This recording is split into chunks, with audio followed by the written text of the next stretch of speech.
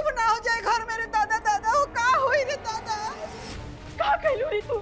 दिया कैसे बुझ गए? अब्बा जी हम जानबूझ के कुछ नहीं कहनी, हम तो सच्चे मन से मिथिलेश जी के खातिर जाप करत रही। कैसे बुझा के हमरा के नहीं के पता माई, हमरा के नहीं के पता। अरे तू जानबूझ के कहलू चाहे अनजाने में कहलू, दिया तो बुझ गई ना, अब से कुछ हो गई ना। तोरा के पता बा ना हमरा के मिथिलेश की कितना चिंता बा। बस एगो भगवान के सहारा बचल रे, वो तोरे वजह से अब से गुन हो गई। अम्मा जी हमरा पैर पकड़ता नहीं, अब भोलेनाथ की सौगंध खा के खाता नहीं, हम सच्चे दिल से मिथिलेश जी के खातिर प्रार्थना करत रही। दिया कैसे बुझा के हमरा के कुछ नहीं के पता माई, हमरा के कुछ नहीं के पता। बस अब कुछ होने के सुनेगे हमरा के, अब तो अब सगुन हो ही गई ना। अब सगुन तो होइए गइल बा। अरे हमरा तो ये डर लगता कि जैसे ई दिया बुता गइल वैसे हमार मिथिलेश ना बुता जाए। अरे ना ना ना ना ना, हे भगवान जी ऐसा मत करिए, हमरा मिथिलेश के रक्षा करिए भगवान जी, हे भगवान जी, हे भगवान जी।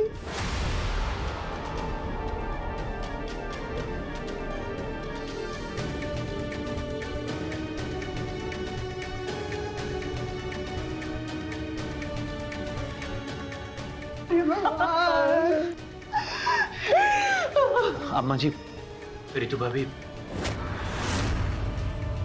बाहरी पुलिस लाश लेके आयल पड़ी।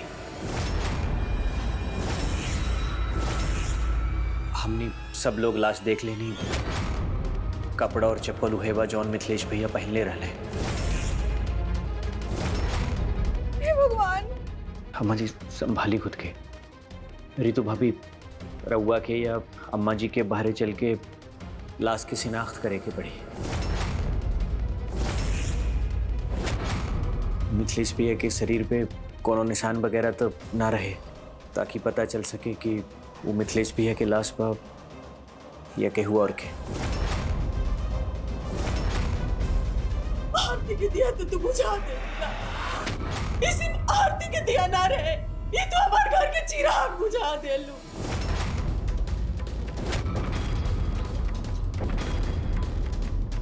चलिए अम्मा जी, बाहरे पुलिस इंतजार करा ताड़ी। बोला जी हम अपन बेटा के वैसे ना देख पाए। ऐसा मत बोलिए अम्मा जी, रउआ के बाहरे जाके लाश की शिनाख्त करे के पड़ी। ना हम ना देख सकब अपन बेटा के। ज्यादा देर तक इलाज के ऐसे नहीं रखल जाता। मिथिलेश के माई या पत्नी के शिनाख्त करे खातिर जल्दी बुलाई।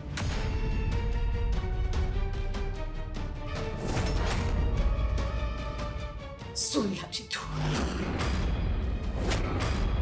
अगर हमारे बेटा की कुछ भइल ना तो दीदी जी अभी इस समय नहीं के सब बात कर लग छोड़ी, चली पहले चल आई।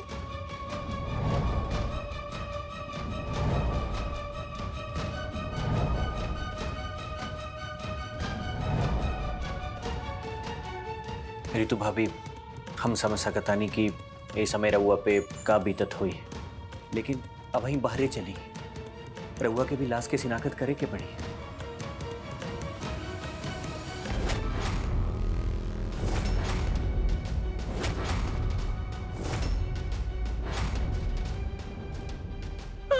देखिए इस समय रउआ पर का बीतत हुई हम समझता नहीं। रउआ के ई लाश देख के पहचान करे के पड़ी कि ई लाश राउर बेटा के बा या ना। मिथिलेश के हाथ पे, पैर पे, पीठ पे या शरीर में कहीं कोनो निशान रहे का याद करे के कोशिश करी, फिर देख के बताई कि वो निशान लाश पे बा या ना।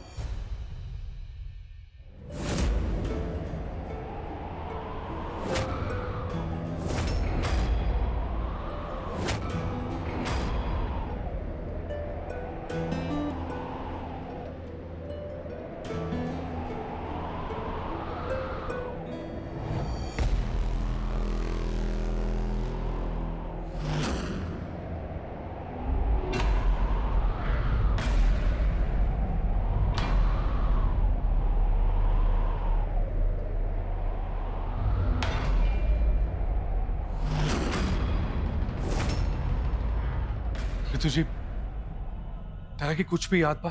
मिथिलेश के शरीर पे कोनो तरह के घाव, कोनो पैदाइशी निशानी या तिल कहीं पे भी, हाथ पे, पैर पे, पीठ पे, होठ पे, शरीर के कोनो भी अंग में? बोले ना रितु जी।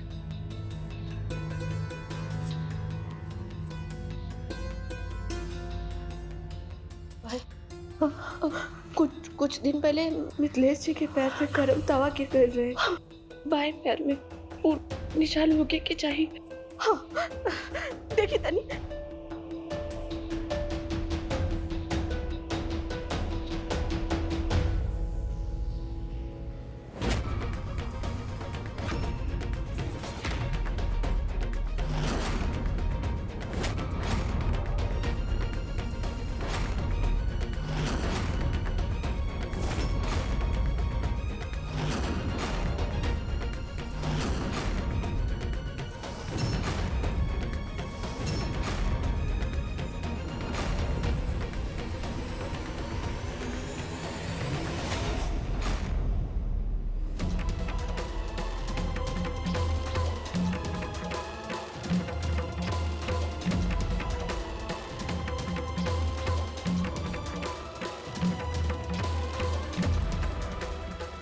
हे भगवान, हम मिथिलेश जी के नाच से नफरत करत रही, बाकी वो नफरत के एगो सीमा रहे। हम कब न चाहत रही कि मिथिलेश जी के कुछ हो जाए, उनकी जान के कुछ हो जाए। हम कब न चाहत रही भगवान, हम कब सपना में भी ना सोचते रही कि बात में उनकी जिंदगी और बहुत पे बात आ जाए। हम कब न सोच रही अभी घर के खातिर इतना बड़ दुश्मन नहीं के भगवान, नहीं के। अब रवा के हाथ जोड़ा तारी मिथिलेश जी, जो भी हो के ठीक हो के उनके सही सलामत घर भेज दो।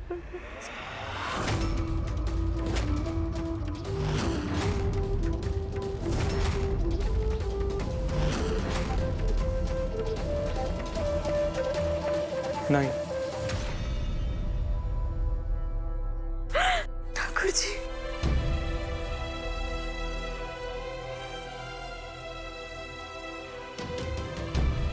हाँ, एक जैसन कपड़ा चप्पल तक के और के भी हो सकेला।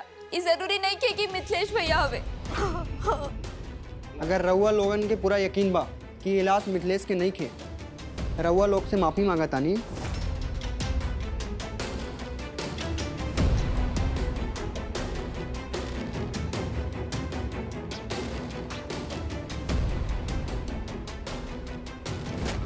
हे भगवान जी, हम रवा से बस इतना ही चाहे नहीं कि मिथिलेश जी आके, भगवान जी मिथिलेश जी आके।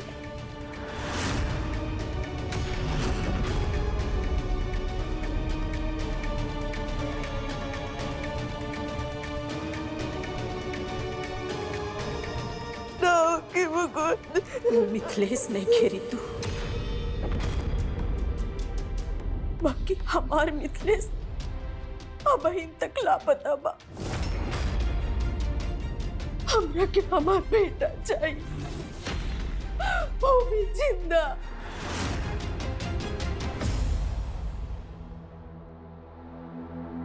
इंस्पेक्टर,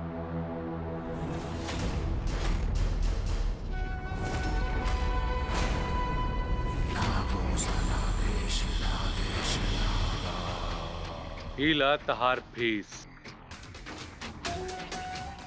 शाबाश पांडे जी, शाबाश।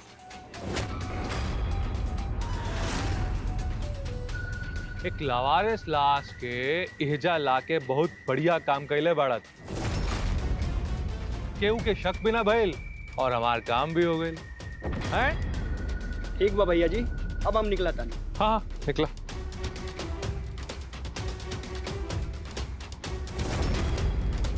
नागेश,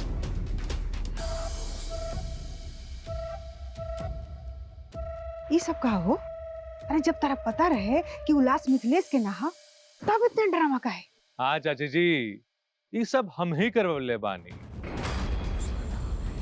पुलिस हमरे ही कहे पे आप लोग के फोन करके बतैलस कि ओकरा के को लाश मिलल बा, और लाश के मिथिलेश जैसन कपड़ा और चप्पल हम ही पहनौलस। और फिर वो लाश के इजा मंगवाई थी और फिर पुलिस वही कैलस जैसा हम कहेंगे। लेकिन कहे रितु, हमरा के हर हाल में हमार बेटा वापस चाहिए। तोरा के जी कुछ करे के रह, तू तो कर ले लू ना। अब एगो माई अपन बेटा के खोजे, अब हम खोजे जाई अपन बेटा के। चाहे कुछ भी करे के पड़े हम करे। हमार एगो बेटा बा और हम ओकरा के खोए ना दे। हम कोनो कसर ना छोड़ा मिथिलेश के खोजे में। अपन दिमाग तनी तेज चलाई चाची जी, नहीं सुनहरा मौका हाथ से छूट जाए। हाँ, मधु चाची के दिल पे आग लगावे का यही सुनहरा मौका। लेकिन तू नाटक के बाद हमरा से काहे ना बतौला? जानबूझ के हम रहुआ के इस सब के बारे में ना बतावली। कैसे अगर बता दिले रहती आप एक्टिंग ना कर पाते और हमारे पूरा प्लान पे पानी फिर जाए। अब आप ही बताएं, कुछ भी पता चलल हमार एक्टिंग कितना शानदार रहे, आप ही बताएं। हैं? चला, जौन भइल तो अच्छा भइल, लेकिन अब दीदी जी के का करे के बा? अरे आप ही बताइए चाची जी कि कोनो माई के बेटा मर जाई और ओकर मौत के जिम्मेदार यानी कि ओकर पत्नी ओकर सामने खड़े रहे, तो वो माई पे का गुजरी, वो का करे? एगो बात कान खोल के सुन ला, जब तक मिथिलेश ना आ जाए तू हमार नजर के सामने पते दूर हो जा हमार नजर के सामने से। हम तोरा के देखे ना चाहिए, चल जा यहाँ से। पतो के धक्का मार के घर से बाहर निकाल दी, और क्या करी? और इच्छा भी यही रहे, पर और से ना भय। अब मधु चाची ऋतु के धक्का मार के ही घर से निकाली हैं। अरे ना नागेश, हम जानते नहीं दीदी जी के, दीदी ऐसा कबो करिए नहीं खी सकत। अरे वो ऋतुआ के डांट के बोलिए ना सकल, तो घर से धक्का मार के निकालल तो दूर के बात बा। तो फिर आप कौन खाते रहे चाची जी? हैं? बताएं, मधु चाची के मन में चिंगारी सुलग गई। अब वो चिंगारी के भड़कावे के काम राउर बा। हम अपन काम कर दिले बानी, अब बाकी के काम आपका बा चाची।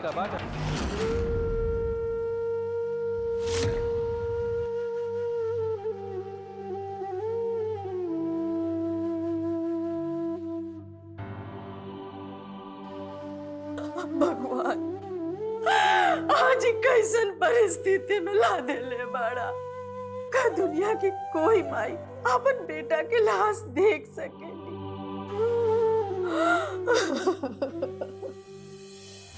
हम ऋतु और मिथिलेश से अपना बदला लेके रहे, और राउर के भी तो अपन हिसाब पूरा करे के बाना। राउर पति और मिथिलेश के कारण ही अपाहिज फैल रहे, का दबदबा खत्म हो गए। हाँ? राउर बदला भी तो अभी अधूरा ही बाना, है कि ना? बोला चाची जी।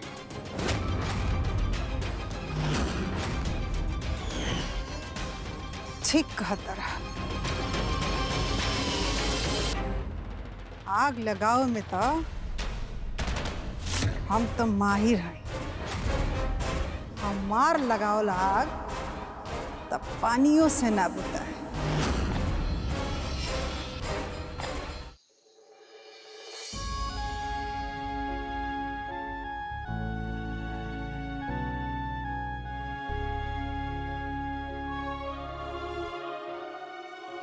अरे दीदी जी, दिया तो बुता गई, ये तो बहुते बड़का आप सगुन हो गई।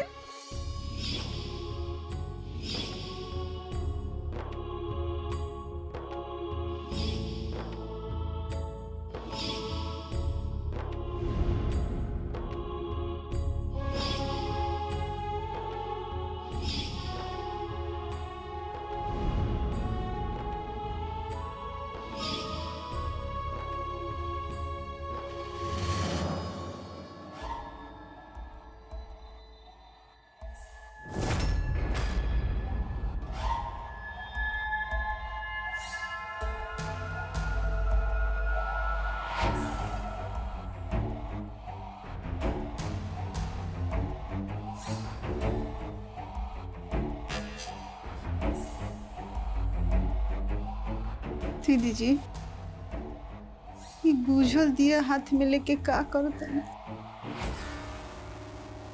उल्लास मिथिलेश के नहीं के बाकी हमरा के अबहिन तक डर लगता रज्जू। मिथिलेश के कोनो अता पता नहीं के, पता ना वो कहाँ बा, कैसे बा। डर तो हमरो बहुत लगता दीदी जी, कहीं कोनो ऐसा समाचार ना आ जाए।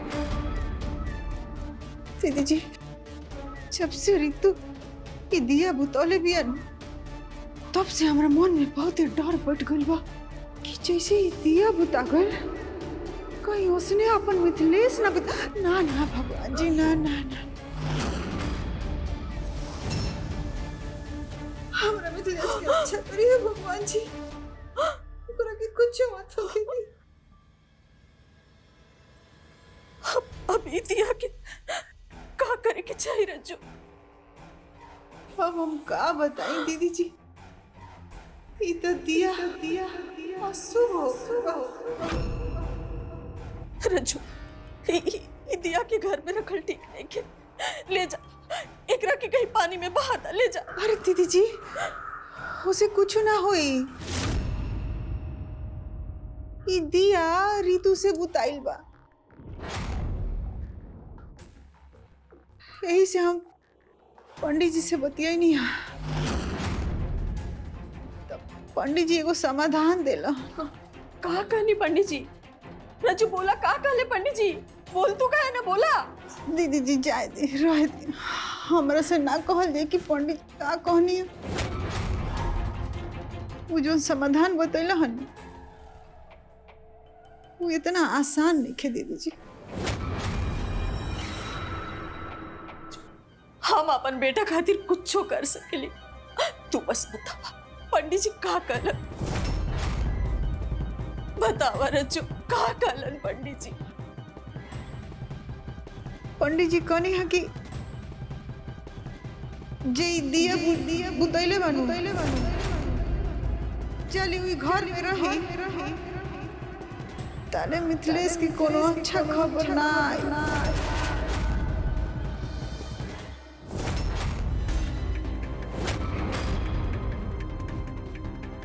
तो का दीदी जी मिथिलेश खातिर ऋतु के घर से निकालल ठीक रही?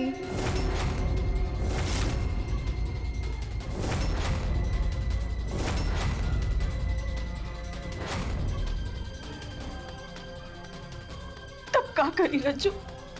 हम मिथिलेश के आवे के हाथ छोड़ दी। शुभ शुभ बोली दीदी जी, शुभ शुभ बोली, ऐसा मत बोली।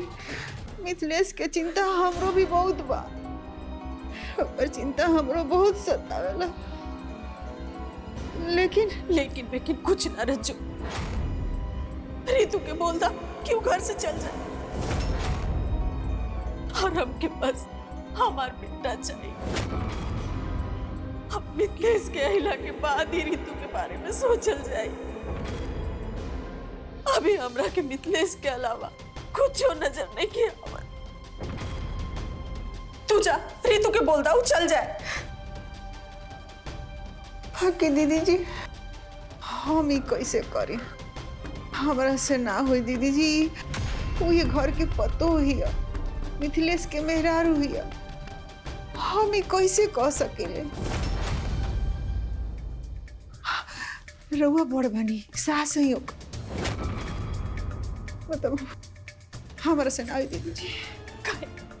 मिथिलेश तुहार बेटा नहीं के, ओकर सलामती खातिर तू इतनो ना कर सकेलू। अरे दीदी जी ऐसे रुआ का कहते, जितना मिथिलेश राउर बेटा हुआ उतना हमरो हुआ। अरे काहे ना कर सकेनी दीदी जी, ऐसने मौका के इंतजार तो हम करत रहनी।